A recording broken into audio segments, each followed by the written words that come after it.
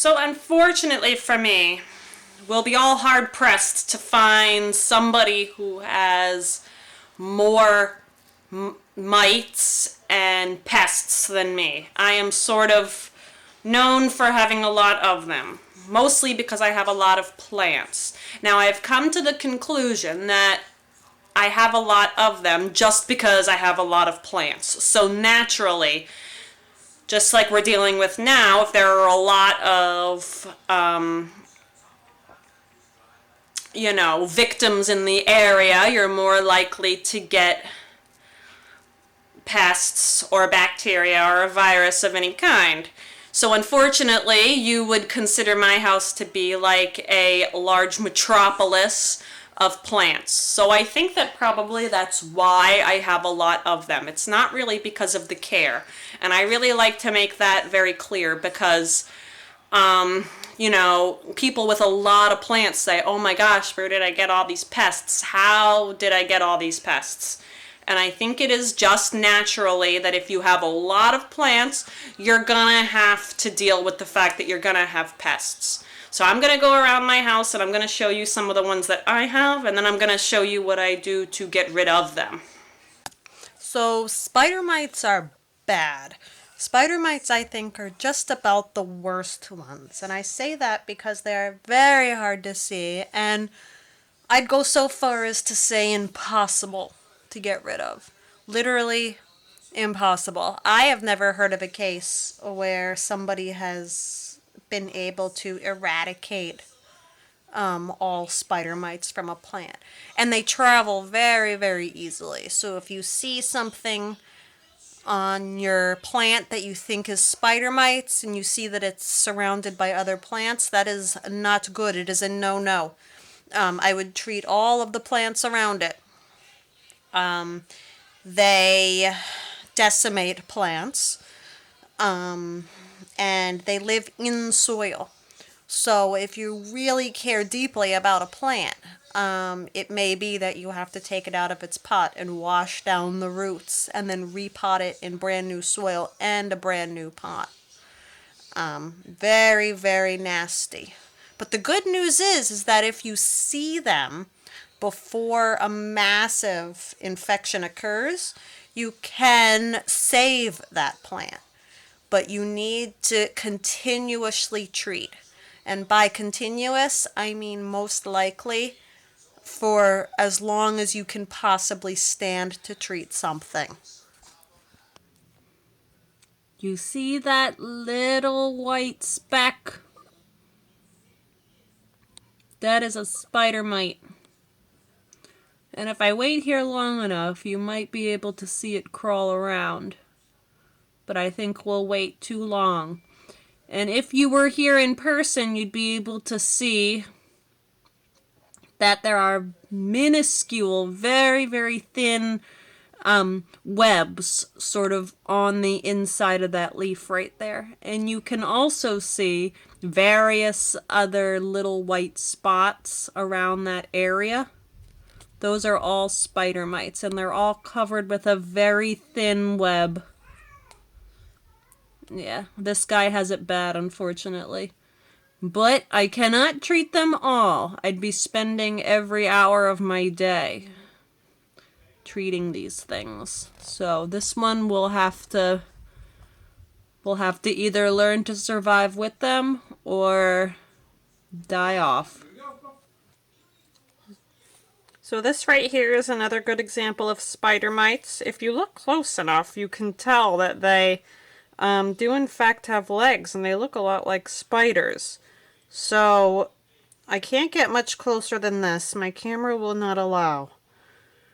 And again, I say, if you look close enough, you will see that they are covered with a very thin web. I always feel very hopeless when I see spider mites on my plants.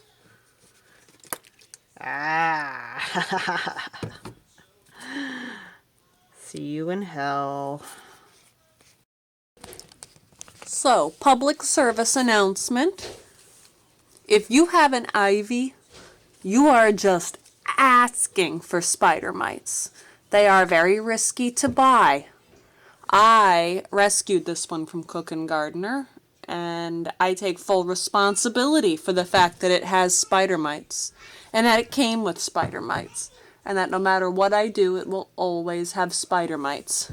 It's best to stay away from these guys. You're playing with fire if you bring one of these in your house. This ivy I think is beautiful, so I don't have too many regrets, but it is entirely all on its own in a room. It is the only plant that I have that is not allowed to be near any other plants at all. This guy. He lives all by himself. So the way that I get rid of my spider mites, most pests really, is I make my own neem oil. I make my neem oil with my own ingredients just so that I know for a fact that it has like really rich neem in there. When I buy it from the store, I'm just not entirely sure what's in it, if I'm getting the best deal. So I buy this from the co-op. It's just 100% neem, and I mix it with water. Make sure that you put it under some warm water first, because if not, you know, it's really clumpy. You know, it's a lot like oil or something like that. And another thing that you need to be aware of with neem is that once it's mixed with water, it doesn't last for very long. It lasts approximately, they say something like 5 hours, but I say once I'm done using it, I really can't use it again because it loses its efficacy. And then I mix that with just some Dawn dish soap so that the water and oil can sort of break up and mix together.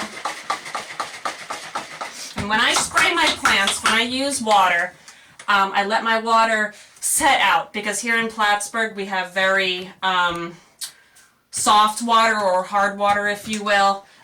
It's pretty rich with all kinds of minerals and stuff that can be harmful to some of your more sensitive plants.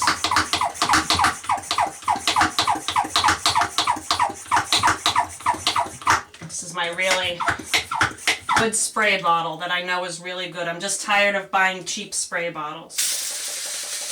You gotta get underneath the leaves. It's very important. That's where a lot of pests like to reside. And then I just go ahead and I spray all the leaves down.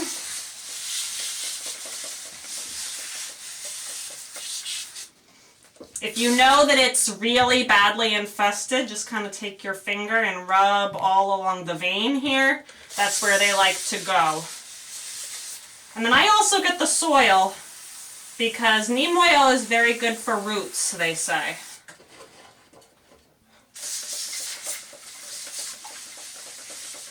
And for this one, I actually treat often, so this is kind of a precaution.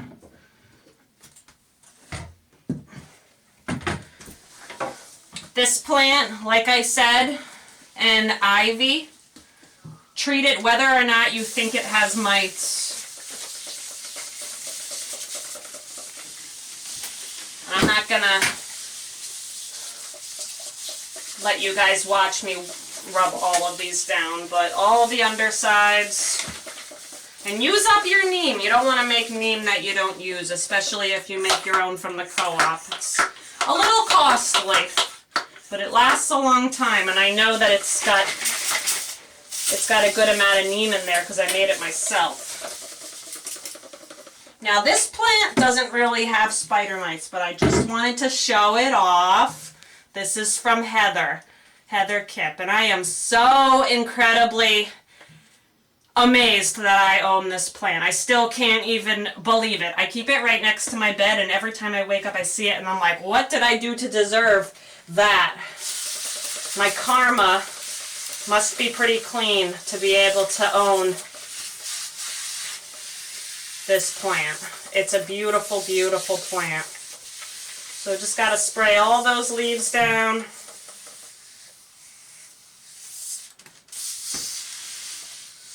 This is Stephanie's baby plant whenever she's ready.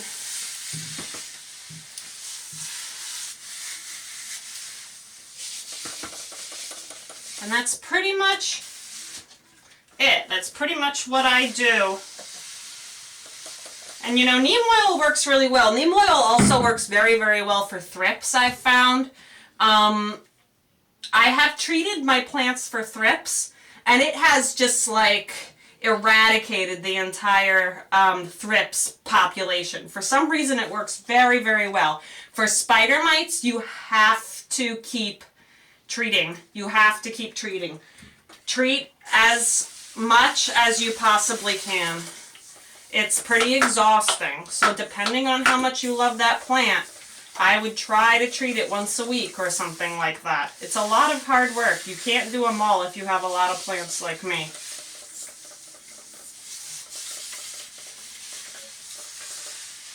And then when you're done spraying, do not put your plant in the hot sun. Neem oil makes it a little bit sensitive to light, and you don't want to burn these leaves. So just go ahead and leave it here in the bathtub.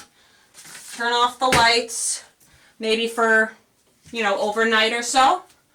And that is pretty much how I treat my plants. Treat your plants if you're afraid they have spider mites. Treat your plants if you know they have spider mites. Treat your plants if you think in the future they'll get spider mites. I guarantee you, if you have a large population of plants, you're going to get spider mites. So stay on top of it. Stay on top of it. Thank you.